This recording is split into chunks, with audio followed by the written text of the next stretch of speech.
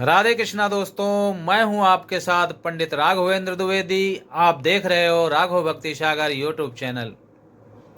आज हम आप लोगों को बताने वाले हैं कि पुत्रदा एकादशी कब है और इस एकादशी का महत्व क्या है।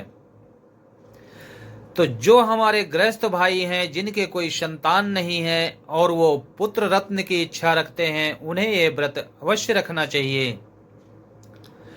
जो पुत्र रत्न की इच्छा रखते हैं वही नहीं, अपितु जो भी व्यक्ति कोई भी मनोकामना मन के अंदर रख करके, कोई भी भाव मन के अंदर रख करके इस व्रत को करेगा, उसकी वो मनोकामना अवश्य पूर्ण होगी। इस व्रत में वो ताकत है, इस एकादशी में वो ताकत है। एक बार केतुमान नाम के एक राजा हुआ करते थे, उनकी कोई संतान नहीं थी।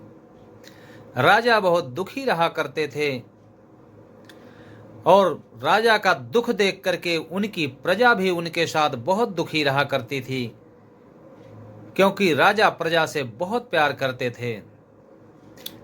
एक बार राजा एक नदी के किनारे गए और उस नदी के किनारे जब उन्होंने देखा तो कुछ ऋषिगण स्नान कर रहे थे।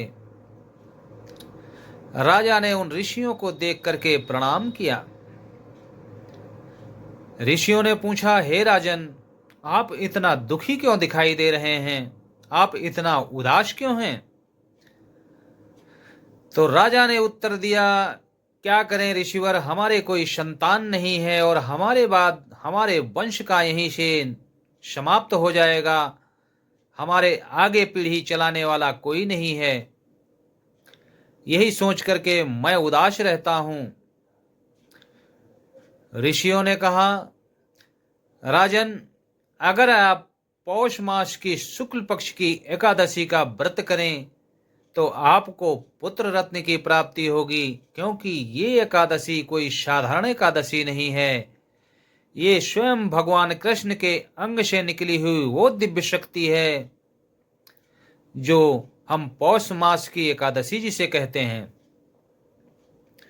ऋषियों की बात मान करके राजा ने इस व्रत को किया और राजा को एक पुत्र रत्न की प्राप्ति हुई। राजा अत्यंत ही प्रसन्न हुए।